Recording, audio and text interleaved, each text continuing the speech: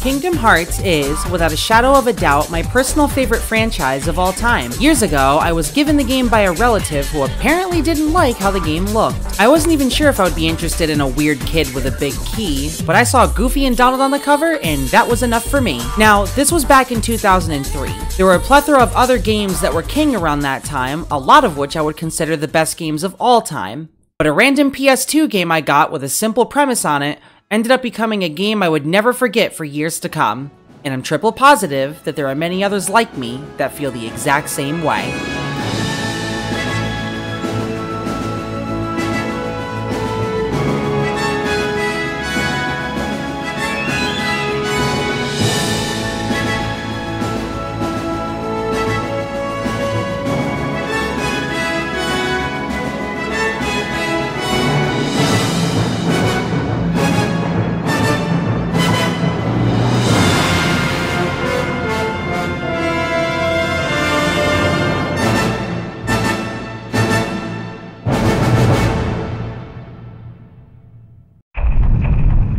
Over 10 years after the initial game was released, and several games in between later, us starving Kingdom Hearts fans were dying for the next chronologically numbered game. The most recent release at the time was a year prior, with Kingdom Hearts Dream Drop Distance. And after so many back and forth rumors, Kingdom Hearts 3 was finally teased to us at E3. Now, with it being 2013, we waited in anticipation for the game to come out in just 1 or 2 more years.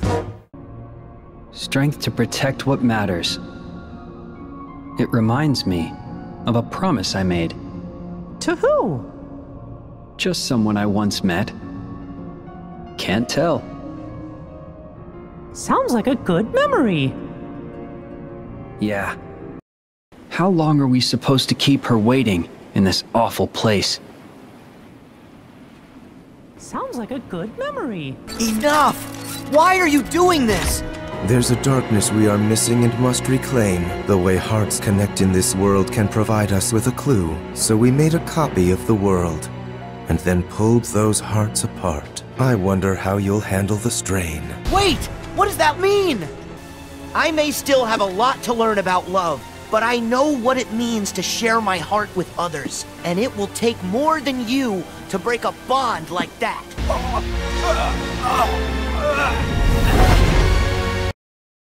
Best-selling title, apparently.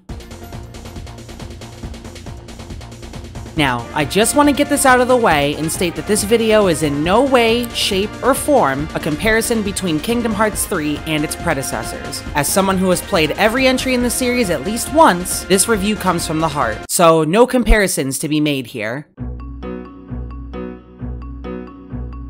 I've been saying this for years, and I feel like it's a valid criticism to make. Kingdom Hearts 2 is a Square Enix game, while Kingdom Hearts 3 is a Disney game. Don't misunderstand me when I say this particular quote.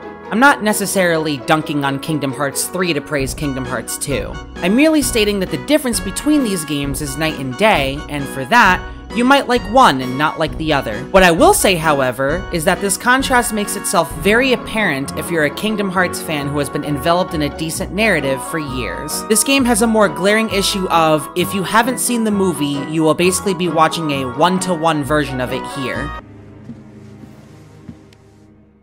I am the lost princess. Oh, please speak up, Rapunzel. You know how I hate the mumbling. I am the lost princess, aren't I? Did I mumble, Mother? Or should I even call you that? The previous games were no stranger to the formula of take the story and remix it, but they added several twists, turns, and variances to make Sora feel more included in the story than just some random XP. Not to mention the fact that the game's prior characters, at least from Kingdom Hearts 1 to Kingdom Hearts 2, retained levels of importance and relevance no matter what happened. Remember when Maleficent was a significant threat at the start of the game and ended up covering your ass at the end? Remember when Pete gave you a hard time several times over even if he was just a butt monkey?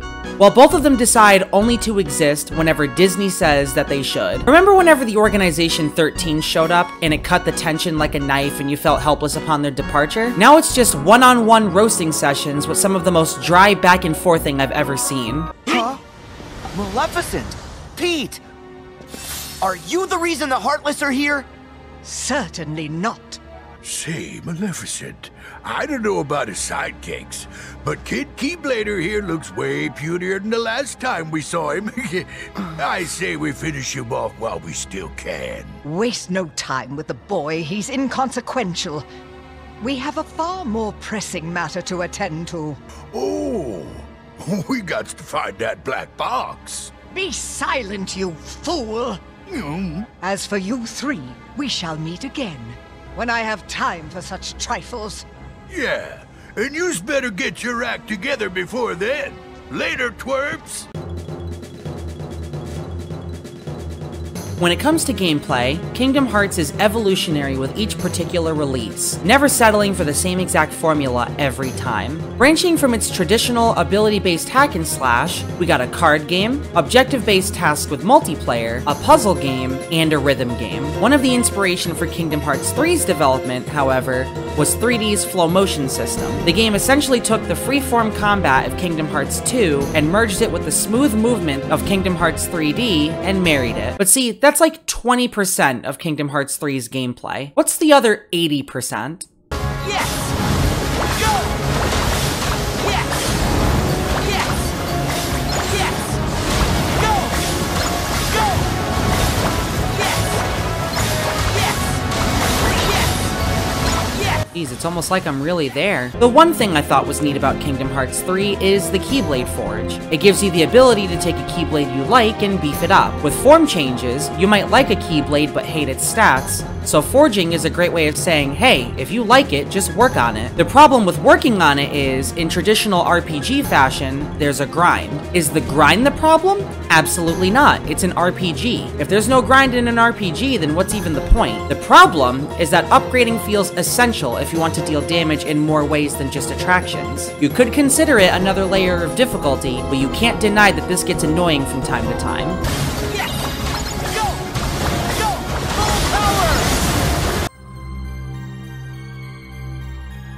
Let's have a bit of a history lesson, shall we? Kingdom Hearts 1 came out in 2002, Chain of Memories came out in 2004, and Kingdom Hearts 2 came out in the US in 2006. There are very slight gaps between these games, and yet we didn't see Kingdom Hearts 3 until 2013, and it didn't hit shelves until 2019. So what happened in those 6 years, since 3D was the most major game prior to its release? Why do the cutscenes feel like I'm talking to a Target mannequin? Why is the Gummy Ship segment significantly more bland than the previous games? And lastly, where are the Final Fantasy characters?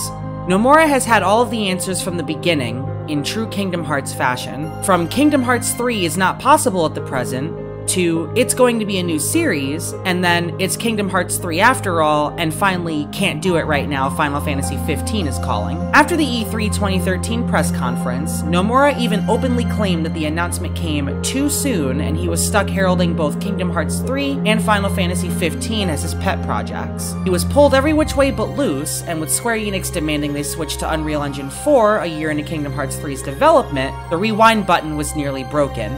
The ambitions and hype set up for the game were through the roof, and after Final Fantasy 15 finally released in 2016, Nomura could actually crunch down on Kingdom Hearts 3. Some cutscenes ended up becoming films, hence the usage of original movie content to help with load times. A lot of the in-engine cutscenes feel incredibly lackluster in comparison, not to mention Disney provided all of their polygon information for the character designs, meaning all of the stylized worlds in Kingdom Hearts Flair had to be redesigned and reanimated from the ground up. Disney, potentially, is also the reason why there's no Final Fantasy characters in the game. They were very strict about the approval process due to the fact that a lot of the worlds were more recent Disney films. Quote, "Because we are working with more recent titles, the staff who are on the original project are the ones that we go to for approvals. For instance, Frozen. The staff is still there and they work with us on Frozen. Because we go directly to the creators, they have the most passion for their titles." End quote. It can be easily inferred that the Final Fantasy portion of Kingdom Hearts 3 was an afterthought, as the major time we speak to any Final Fantasy characters, it's through the game's DLC, Remind. Oh, and as far as the Gummy Ship segment thing, that was done by the same team that made Einhander, so either I'm nitpicky or this is what Einhander 2 would have been.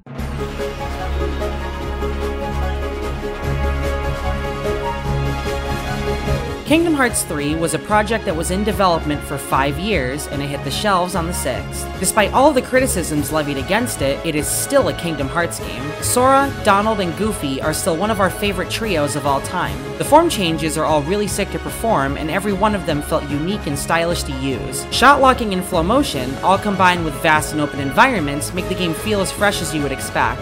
Despite the story feeling really dull at times, there still is a story from start to finish. The clincher here is that Kingdom Hearts 3, despite all of what I just said, is not a bad game. It just had big shoes to fill and tiny feet to show for it. The Remind DLC, critical mode difficulty, pro codes, and even external mod support on PC only accentuates that, turning Kingdom Hearts 3 into one of the best games in the series all over. You could criticize me for being a diehard fan trying to find the light in everything, but there are diehard fans out there that would be more than willing to find the dark in everything. With Kingdom Hearts 4 being started on through a new engine and Nomura's seemingly infinite creativity in mind, my optimism is very high and I'm confident that Kingdom Hearts 3's small issues will be a thing of the past. Until then, it's back to Kingdom Hearts 2 randomizers for advanced suffering. See you in the next video!